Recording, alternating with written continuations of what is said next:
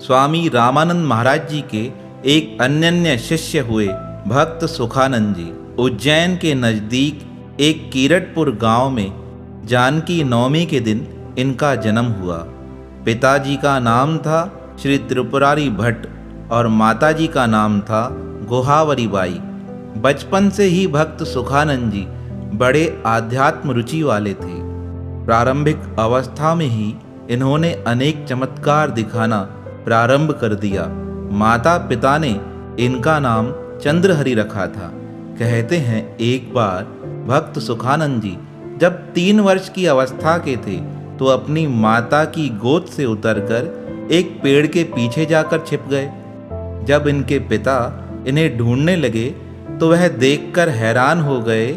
जिस वृक्ष के नीचे यह छिपे पड़े थे उस वृक्ष से एक बड़ा भारी सांप निकला। वह सांप इन पर अपना फन फैलाकर बैठ गया। इनके पिताजी तो बड़े भयभीत हो गए। वह कहने लगे, हे नाग देवता, मेरे पुत्र पर दया करो, इसे छोड़ दो। कहते हैं वह सांप सुखानंद जी के चरणों का स्पर्श कर पुनः बिल में चला गया। पिताजी ने भगते हुए अपने पुत्र को हृदय से लगाया और सुखानंद जी की माँ के पास आकर कहने लगे, अपने बेटे का ध्यान किया करो, आज एक नाग ने इसके ऊपर एक फन फैला दिया था। माता कहने लगी, कोई बड़ी बात नहीं है, वह नाग देवता रोज आकर इसके चरणों का स्पर्श कर चला जाता है। अपनी धर्मपत्नी की बात सुन भक्तराज के पिताजी बड़े विस्मित हो गए। धीरे धीरे दिन व्यतीत होने लगे। अब तो सुखानंद जी पिता की आज्ञा से विद्यालय जाने लगे।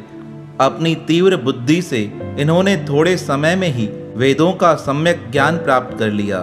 एक बार इन्होंने अपने विद्या गुरुजी से कहा, हे गुरुदेव, मुझे उस अक्षर का ज्ञान कराइए जिसके ज्ञान के पश्चात किसी अन्य ज्ञान की आवश्यकता नहीं होती है। छोटे बालक की ऐसी बातें सुन इनके विद्या गुरु इनके पिताजी से कहने लगे, आपका यह बेटा कोई साधारण बालक नहीं है, यह दिव्य महापुरुष है। किसी कारणवश आपके पास जन्म लेकर आया है, आप इसका अच्छे से ध्यान रखना। अब तो माता पिता अच्छी रीति से अपने बालक की संभाल करने लगे। कहते हैं एक दिन एक महान ज्योतिष भक्त सुखानंद जी के घर पर आए। उन्होंने सुखानंद जी को देखकर उनके माता पिता से कहा, एक बात याद रखना, यह बालक परम वैरागी महापुरुष है, यह तुम्हारा घर कभी भी छोड़कर जा सकता है। तब सुखानंद जी के पिताजी कहने लगे, हे ज्योतिष महाराज, ऐसा कोई उपाय बताइए जिससे कि यह हमें छोड़कर ना जाए। तब ज्योतिषाचार्य ने कहा, आप ध्यान रखना, कभी यह अपनी सूरत पानी में या दर्पण में ना देखे। जिस दिन यह अपना मुख दर्पण या जल में देख लेगा उसी दिन यह घर छोड़कर चला जाएगा। अब तो पिता और माता इतना ध्यान रखते थे कि पुत्र का ध्यान कभी दर्पण की ओर जाए नहीं। एक दिन भक्त सुखानंद जी के पिताश्री शिप्रा नदी में स्नान करने गए थे।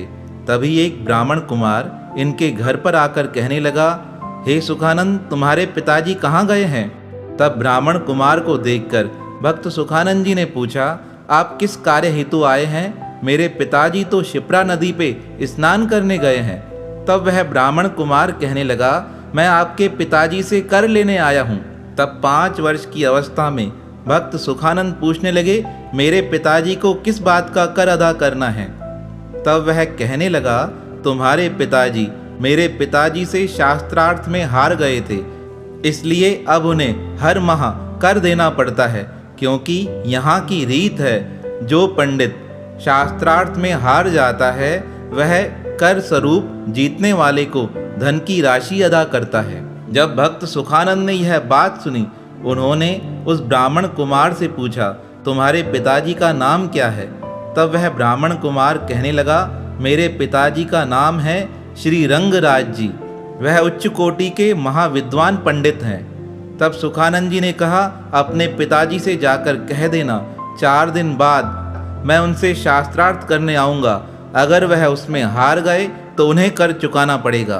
वह ब्राह्मण कुमार छोटे बालक की बातें सुनकर हैरान हो गया। पंडित रंगराज जी का पुत्र अपने घर आकर अपने पिताजी से कहने लगा, आज मैं श्री त्रिपुरारी भट्ट जी से आपका कर लेने गया था। उसके छोटे पुत्र सुखानंद ने आपको शास्त्रार्थ के लिए आमंत्रित किया है। उसने कहा है सारी सभा के मध्य 4 दिन बाद वह आपसे शास्त्रार्थ करेगा। पहले तो श्री रंगराज जी को विश्वास नहीं हुआ, पर जैसे ही चौथा दिन हुआ, भक्त सुखानंद जी 5 वर्ष की अवस्था में प्रातःकाल गांव के विद्वान पंडितों को लेकर रंगराज जी के पास शास्त्रार्थ करने चले गए। अब जैसे ही शास्त्रार्थ प्रारंभ हुआ, रंगराज जी के सभी सवालों का भक्त सुखानंद जवाब देते गए, पर जैसे ही भक्त सुखानंद ने सवाल करना प्रारंभ किया, रंगराज जी एक भी सवाल का उत्तर न दे पाए। सारी सभा में अब तो सुखानंद जी की जय जयकार होने लगी। जब सुखानंद जी के पिताजी को यह बात पता चली कि मेरा पुत्र 5 वर्ष की अवस्था में शास्त्रार्थ में जीत गया है, तो उन्होंने अपने घर पे एक बड़ा उत्सव किया। उस उत्सव में बड़े बड़े विद्वान पंडितों को आमंत्रित किया गया था। उत्सव चल रहा था। उस उत्सव को सजाने के लिए अनेक दर्पणों की सजावट की गई थी। तभी अचानक से एक दर्पण को देखकर भक्त सुखानंद जी वहां ठहर गए। उन्होंने जैसे ही अपना मुख देखा, उसी समय अपने पिताजी के पास आकर कहा, पिताजी, मैं अब आपके पास नहीं रह सकता हूँ। अब तो पिताजी को ज्योतिषाचार्य की वह बातें याद आ गई जो उसने कहा था, अगर आपके पुत्र ने दर्पण में अपना मुख देख लिया तो वह आपके घर नहीं रह पाएगा। पिताजी ने बहुत प्रयास किया सुखानंद को रोकने का, पर सुखानंद माने नहीं। वह कहने लगे, पिताजी, अब मैं आपके पास बिल्कुल भी नहीं रुक सकता हूँ। अब मेरा मन संसार से उपराम हो गया है। अब मुझे सब छोड़कर परमात्मा की खोज में जाना है। पिता ने बहुत आग्रह किया, समझाने का बड़ा प्रयास किया, पर सब कुछ छोड़कर सुखानंद जी परमात्मा की खोज में वन की ओर निकल चले। माता पिता को बड़ी चिंता होने लगी। कहा, 5 वर्ष का बालक इस प्रकार वन में कहाँ घूमेगा। उन्होंने अपने एक विश्वास पात्र व्यक्ति को सुखानंद जी के साथ भेज दिया। उस व्यक्ति का नाम था श्री पंचपोली जी। अब पंचपोली जी सदा सुखानंद जी के साथ रहते थे। कहते हैं एक दिन भक्त सुखानंद जी आराम कर रहे थे, तभी उन्हें सपने में किसी महापुरुष की आवाज़ सुनाई दी। वह महापुरुष कह रहे थे, हे सुखानंद, तुम काशी नगरी में आ जाओ, मैं काशी नगरी में तुम्हारा इंतजार कर रहा हूँ। अब जैसे ही प्रातःकाल हुआ, सुखानंद जी ने सारी बात अपने साथी पंचपोली जी को बताई। पंचपोली समझ गए। कहने लगे, जिस महापुरुष ने तुम्हें आवाज़ दी है वह काशी के महान महापुरुष हैं स्वामी रामानंद जी। अब तो रामानंद जी की खोज में पंचपोली जी और सुखानंद जी निकल चले। वन के मार्ग में चलते चलते भक्त सुखानंद जी को श्री राम भारती सन्यासी के दर्शन मिले। उन्होंने राम भारती जी को देखकर साष्टांग प्रणाम किया। सन्यासी राम भारती सुखानंद जी को देखकर कहने लगे, तुम उच्च कोटि के महापुरुष हो, तुम्हें अष्टांग योग आना अति आवश्यक है। मैं तुम्हें अष्टांग योग सिखाना चाहता हूँ। थोड़े समय में ही सुखानंद जी ने श्री राम भारती सन्यासी से पूरा अष्टांग योग सीख लिया। सन्यासी से अष्टांग योग की शिक्षा ले भक्त सुखानंद जी ने काशी की यात्रा प्रारंभ की। अब तो वन कंदराओं को खोजते खोजते भक्त सुखानंद जी काशी की नगरी में पहुँचे। काशी की नगरी में पैर रखते ही उन्हें ऐसा अनुभव होने लगा कि यह नगरी बहुत समय से मेरा इंतजार कर रही थी, यही मेरा अंतिम मार्ग है। ऐसा सोच वह रामानंद जी का पता पूछ स्वामी रामानंद महाराज जी के आश्रम पर पहुँचे। स्वामी रामानंद जी ने जैसे ही सुखानंद जी को देखा, उन्होंने सुखानंद को हृदय से लगा दिया और कहने लगे, कितने वर्षों से मैं तुम्हारा इंतजार कर रहा था, तुम्हें आने में देर हो गई। भक्त सुखानंद जी हाथ जोड़कर कहने लगे, हे गुरुदेव, जब तक ज्ञान जागृत नहीं हो जाता है तब तक जीव माया में ही फंसा रहता है, पर आपकी कृपा से जैसे ही ज्ञान जागृत हुआ मैं आपकी खोज में निकल चला था। अब आप मुझे अपनी शरण में रखो, मुझे अपने चरणों की सेवा से कभी दूर न करना। सुखानंद जी की इतनी प्रेम भरी प्रार्थना सुन स्वामी रामानंद जी ने उन्हें श्री राम मंत्र की दीक्षा दे दी। अब तो भक्त सुखानंद जी चित्रकूट के रामशैया नामक स्थान पर रहते हुए भजन सुमरन करने लगे। भक्त सुखानंद जी एक महान सिद्ध महापुरुष थे। उनके चमत्कारों की अनेक कहानियां जगत में प्रसिद्ध हैं, परंतु उन्होंने जो चमत्कार किए वह प्रसिद्धि पाने के लिए नहीं थे, वह तो लोगों के कल्याण के हेतु थे। एक बार की बात है, यह एकांत वन में परमात्मा का सिमरन कर रहे थे। सिमरन करते करते इनके मुख से गौरी राग में भजन बनना प्रारंभ हो गया। उस भजन को सुन उस जंगल के अनेक जीव जंतु इनके पास आकर इकट्ठा हो गए। जितने हिरन वहां से भग रहे थे वह इनकी मधुर आवाज सुन इनके पास आकर खड़े हो गए। इन्हें तो कुछ ध्यान था ही नहीं। अचानक से एक हिरन के चिल्लाने की आवाज आई। उस आवाज को सुनकर भक्त सुखानंद जी का ध्यान भंग हो गया। तब उनका ध्यान एक राजकुमार की ओर गया जो हाथ में तीर लिए हिरन का शिकार करने वाला था।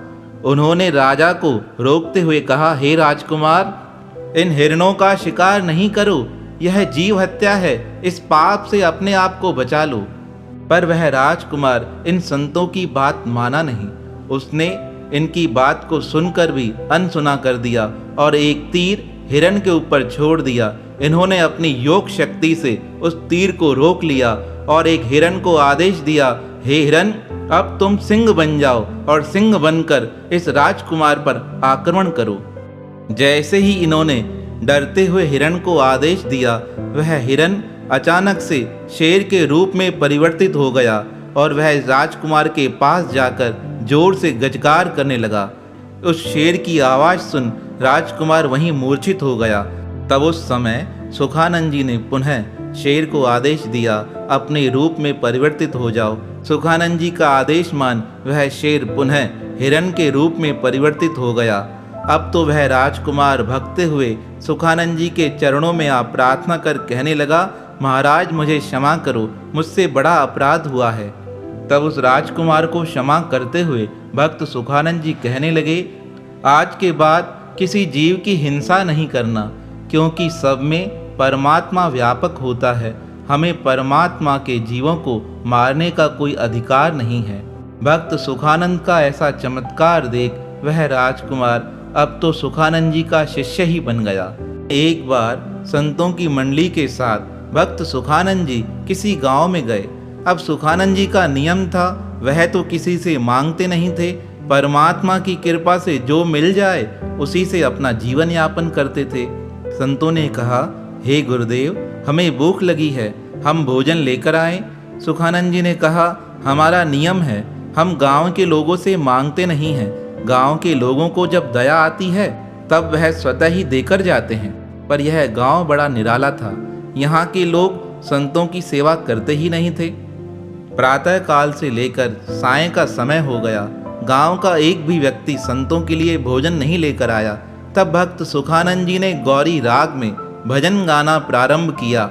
उस राग को सुनकर कहते हैं गांव के जितने लोग थे वह स्वतः ही भक्तराज के समीप आने लगे। भजन में इतनी मधुरता थी कि उस भजन को सुनकर सब वहीं पर स्थिर हो गए। जब वह भजन पूरा हुआ तब वह गांव के निवासी भक्त सुखानंद जी से क्षमा मांगते हुए कहने लगे, हमसे बड़ा अपराध हुआ है, आज सुबह से लेकर आपने कुछ खाया नहीं है, हम अभी आपके लिए भोजन बनाकर लाते हैं। तब उस समय सारे गांव वाले अपने हाथों से भोजन बनाकर लेकर आए और उन्होंने संतों को भोजन कराया। जब सब संत तृप्त हो गए तब वह गांव वाले कहने लगे, आज हमसे बड़ा अपराध हुआ, आप सारा दिन हमारे पास रहे पर हमने आपको भोजन भी नहीं कराया। तब भक्त सुखानंद जी ने कहा, भगवान के भक्त तुम्हारे पास आते हैं और तुम उनकी सेवा नहीं करते हो, यह कार्य अच्छा नहीं है। गांव के लोग कहने लगे, महाराज आगे से कभी ऐसा अपराध नहीं बन पड़ेगा। अब हमारे गांव में जो संत आएंगे हम उनका अच्छे भाव से आदर मान करेंगे। इस प्रकार गांव के लोगों को ज्ञान दे सुखानंद जी अपने स्थान पर पुनः वापस लौट आए। जब भक्त सुखानंद जी का भगवत धाम जाने का समय हुआ तो अंतिम अवस्था में जब उनके प्राण ब्रह्मरंध्र में स्थित हो गए, उस समय साक्षात हनुमान जी प्रकट हो गए थे। उन हनुमान जी का ध्यान धरते धरते सुखानंद जी के प्राण हनुमान जी के चरणों में ही लीन हो गए। अनेक लोगों का कल्याण करके भक्त सुखानंद जी इस नश्वर संसार की यात्रा पूर्ण कर भगवान के परम धाम की ओर प्रस्थान कर गए। ऐसे भक्त भगवान के पावन श्री चरणों में हमारा बारंबार प्रणाम है, प्रणाम है, प्रणाम है।